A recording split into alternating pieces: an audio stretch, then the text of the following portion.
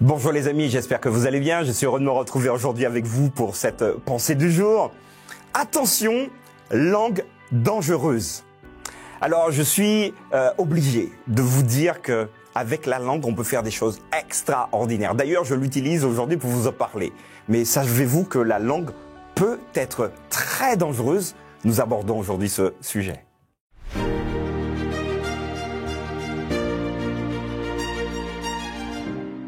La pensée du jour se trouve aujourd'hui dans Jérémie chapitre 18, verset 18.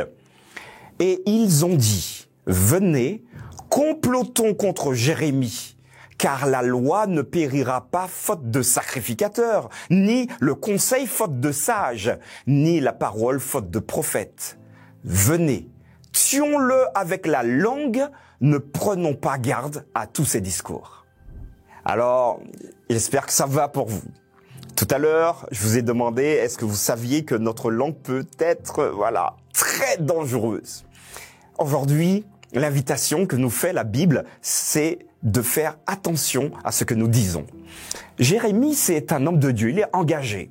Il est un prophète, donc il partage avec ceux qui l'entourent les messages venus du ciel. Mais il y en a qui sont pas d'accord. Ils sont vraiment pas d'accord à tel point qu'ils vont manigancer un plan pour l'éliminer. Alors, ils prendront pas de couteau, ils ne prendront pas non plus de fusil ou d'épée, mais ici, ils vont dire « venons et mettons-nous d'accord, complotons contre Jérémie ». De toutes les manières, s'il n'est pas là, Jérémie, franchement, Dieu utilisera quelqu'un d'autre. Si on l'élimine, il y aura d'autres sacrificateurs. Si on élimine, il y aura d'autres sages qui viendront nous parler. Si on l'élimine, il y aura d'autres prophètes. Donc la perte d'une personne, c'est pas dramatique. Mais pour ne pas laisser de traces, venez et nous allons le tuer, l'éliminer avec la langue. Nous allons préparer un stratagème pour faire courir un faux bruit sur Jérémie, peut-être en disant qu'il blasphème. Or, le blasphème, dans ce temps-là, était puni de mort. Comme ça, c'est réglé. Alors, c'est vrai que cette position est extrême. Mais j'aimerais rapporter tout cela à nous aujourd'hui en 2024. Parfois, nous pouvons utiliser notre langue involontairement, encore heureux, mais parfois volontairement pour blesser l'autre, pour lui faire du mal.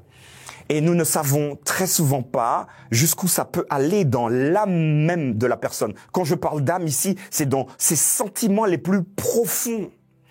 Des personnes peuvent garder des séquelles toute leur vie parce que elles ont été impactées par, des bruits qu'on a fait courir. Alors, vous et moi, j'aimerais vraiment que nous ne soyons pas, que nous soyons jamais de ceux qui utilisent leur langue pour faire du mal à l'autre. Et si vous êtes mauvaise langue, je vous invite simplement à demander à Dieu d'assainir votre langue, votre langage, et surtout d'assainir notre cerveau, puisque tout ce que nous disons, ça vient d'abord de notre cerveau. Ça veut dire que celui-ci doit être régénéré par le Christ.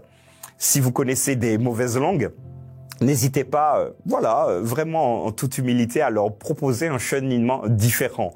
Et surtout, bloquez ceux qui vous envoient des messages un peu tendancieux, il y en a comme ça, dès qu'ils ont la possibilité d'envoyer des messages à tout le monde. Oui, j'ai vu X, mais tu vois pas pourquoi X fait ça et Z, et puis on est parti dans des histoires.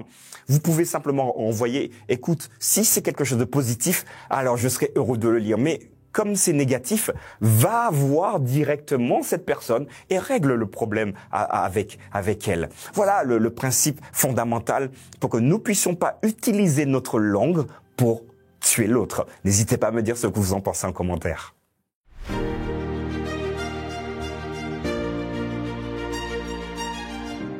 Voilà les amis, la langue, c'est vraiment un organe, destructeur. Vous et moi, nous devons donc nous engager aujourd'hui à faire attention à nos paroles, à nos mots, de manière à ce que nous soyons une bénédiction pour les autres. N'hésitez pas à commenter, à partager et surtout, dites-moi si vous êtes d'accord. Je vous donne rendez-vous demain pour une nouvelle pensée du jour.